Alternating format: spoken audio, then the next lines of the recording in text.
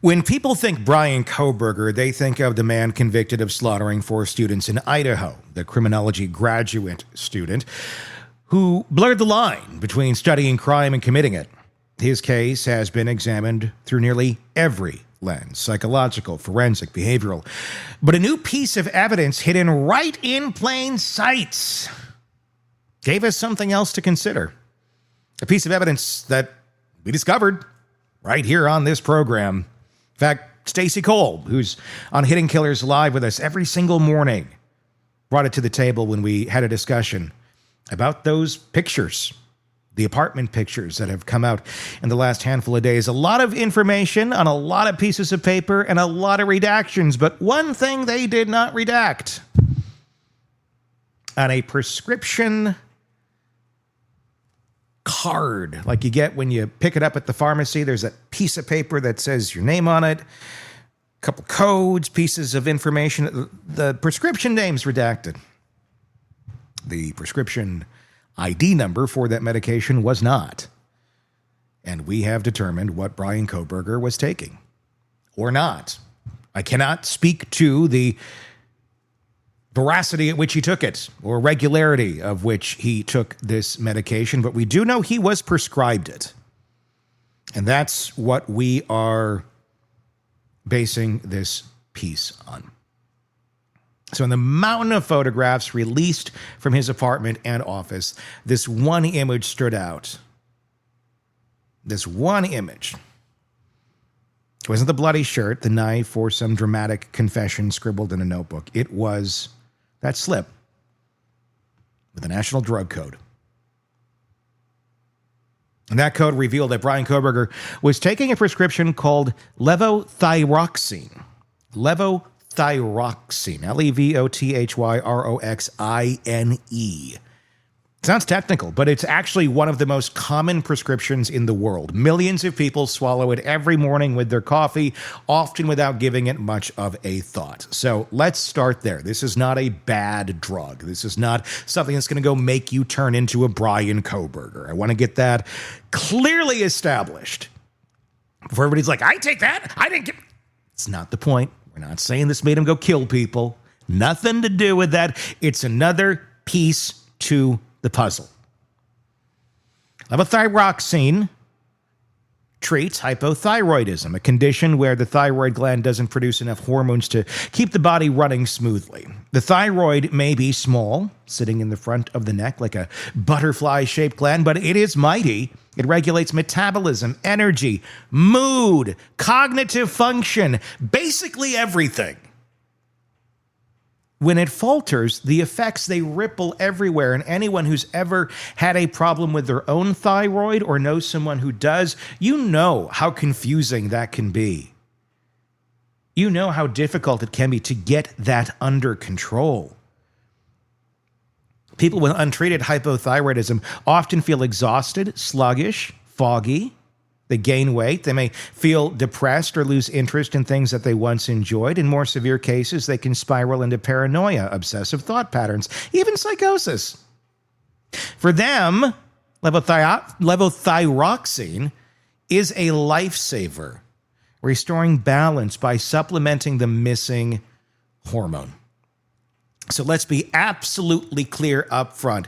This is a safe, standard, widely used medication. It does not make people violent. It does not cause murder. Millions take it without issue and live full, productive lives. Nor is this piece any sort of medical advice. I am not a doctor. Do not take any of this as medical advice. Always consult your doctor. This is an observation on what we found in the evidence stash of Kohberger images from his apartment.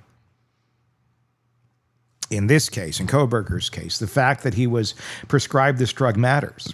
And it's not because of what he did, but because of what it reveals. It tells us he had a thyroid disorder. At least that's what is on the surface, it tells us. We do not know if he did or not, or if this was a drug that his doctors looked at him and said, okay, here's these things that are going on with you. Maybe this will help. Give it a shot. We don't know the answer to that. How, why, when, all of that. All we know is that his name was attached to that prescription in his house.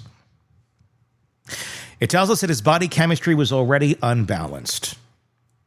And when you place that physical instability alongside the rigid, obsessive personality we've come to know through testimony and alongside his other documented diagnoses, autism level 1, OCD, ADHD, and ARFID, you begin to see a pattern. Not an excuse, not a justification, but a deeper understanding of how his body and brain may have been interacting in the years leading up to the murders. So let's walk through this carefully. Levothyroxine only enters the picture typically if you have hypothyroidism, or in rarer cases, if you've had your thyroid removed or damaged. In essence, Kohberger's thyroid, what we're left to assume here, was underperforming. And that means without the medication, he might have been prone to being lethargic, low mood, obsessive thoughts, cognitive dullness. With the medication, if dosed properly, and if it worked properly with him, again, everybody's body chemistry is different. That's why there's always disclaimers on every prescription drugs. There are side effects with certain people, and you just don't know what they're going to be. And I'm not saying that he murdered someone as a side effect. That's not part of it at all. But sometimes the body just doesn't get the benefits of what that is supposed to do for you. It doesn't steer you in another direction.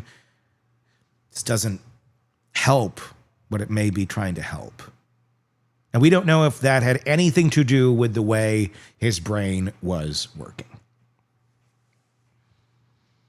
Dosing thyroid medication is not an exact science. Doctors often start patients on a moderate dose and then adjust after blood tests. Too low, the patient remains sluggish and foggy. Too high, and they tip into hyperthyroid territory, jittery, anxious, irritable, plagued by racing thoughts, sometimes paranoid.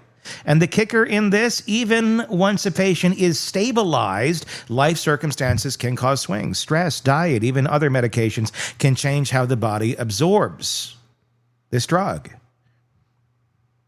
It also affects how everything else functions too.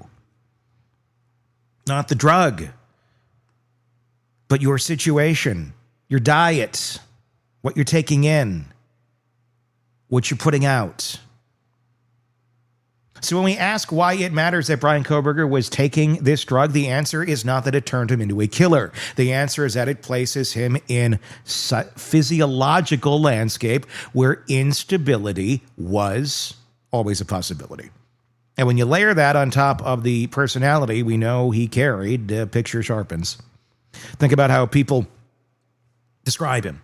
Professors at Washington State University said he was argumentative to the point of obsession, unable to stop himself from pressing his point. Blind to how off-putting it felt to others. Students said his stares were unsettling, his demeanor cold. Classmates recalled him cornering people in debates, wearing down their defensives, not with insight, but with relentlessness.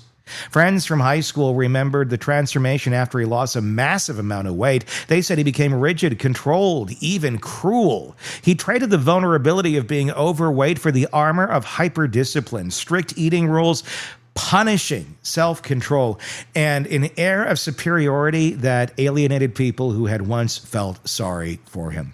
All of those accounts tell the story of a man wound tight, and if at the same time his thyroid levels were fluctuating, leaving him restless, sleepless, or trapped in obsessive loops, those traits could have been magnified. So let's pause here, because again, the temptation to draw a straight line, hypothyroidism equals depression, levothyroxine equals agitation, therefore Kohberger equals killer. No, that is not what we're saying. It is not that simple, okay? Plenty of people take this medication and never hurt a soul. Plenty of people live with thyroid imbalances and learn to manage them just fine. The difference with Kohberger is how those imbalances might have collided with his particular mind, the rigidity, the obsessive control, the compulsions, and the rage. Take insomnia, for example. Both underactive thyroid and over-medicated thyroid can cause sleep disruption. Neighbors and digital evidence put Kohberger on the road at odd hours, circling neighborhoods late at night, sometimes sitting in the dark. Was he simply restless by nature? Maybe. But thyroid instability could have amplified that restlessness, pushing him deeper into nighttime patterns of obsession. Take irritability. Too much thyroid hormone can make a person edgy, short-tempered, prone to overreaction. Students complained that he graded harshly, nitpicked assignments, spoke down to female classmates. Was that his personality? Yes. But it's possible psychological agitation was adding weight to behavior already leaning towards dominance and control. Take the obsessive thinking. Both low and high thyroid states can worsen mental loops. For a man already consumed with criminology, already writing papers on how killers avoid leaving DNA, already researching methods of forensic detention, those loops may have spun harder, longer, and faster. And when you step back, the story levothyroxine tells isn't that the drug caused anything. It's that Bryan Kohberger's body was not balanced. His system was already working harder to find equilibrium. And for a man like him, rigid, controlling, and compulsive, that imbalance may have only fueled the extremes. Look again at his apartment photos. Some things were meticulous, receipts tucked away, food, rules followed to the letter, but much of it was chaos, papers scattered, closets half organized, nothing that reflected a sense of home. That's not unusual for a graduate student, but for someone with obsessive compulsions, the inconsistency does stand out. It looks like a person who could only maintain order in narrow channels while everything else collapsed around him. Add in the thyroid factor, a brain already struggling to maintain rigid control is also rigid waves of chemical imbalance. The result, bursts of obsessive control followed by disarray, collapse, or restless agitation. We can even consider this alongside the timing of the murders. Investigators believe he stalked the house in Moscow repeatedly, circling it at night, returning again and again. The kind of fixation fits an obsessive pattern. But it also fits the profile of someone who couldn't sleep, who was restless, who needed to burn through the night in search of something that calmed the agitation. Doesn't absolve him at all. It doesn't make the crime inevitable. It makes the crime explicable in a deeper way. His choices intersected with his chemistry. His compulsions met his instability. And when the moment came, he chose to act. It's important to underscore this. Levothyroxine is not dangerous. Only take it as prescribed. The millions who take it are not at risk of violence. Thyroid disorders are not predictors of crime. This is not about demonizing a medication. This is about what it reveals in the context of this man alone, already heading down a destructive path. In Kohberger's case, this drug tells us he was trying to regulate a body that wasn't stable. It tells us his daily life included not just the rigidity we saw in his diet and his schooling, his interactions, but also the delicate balancing act of hormone replacement. And it tells us that when you add instability to obsession, when you add sleeplessness to compulsion, and when you add irritability to rage, you get a storm that doesn't create violence but makes it harder to contain. So where does that leave us? With a reminder that chemistry matters, but choice matters more.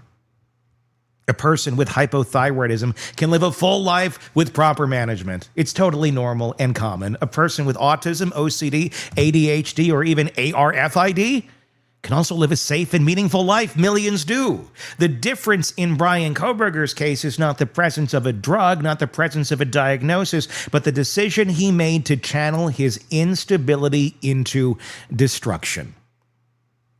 Levothyroxine didn't define him. The diagnosis didn't define him. His actions did. And now for the rest of his life behind bars, that's the only definition that matters. Let me know your thoughts in the comments section on YouTube. That's where we typically watch for them. So check it out. Search Hidden Killers with Tony Bruschi and let me know your thoughts there. Press subscribe wherever you're listening to us, wherever you get podcasts, and on YouTube so you don't miss any of our coverage and this and the many cases that we break down for you right here at the Hidden Killers podcast and True Crime Today. My name is Tony Bruschi. We'll talk again real soon. Want more on this case and others?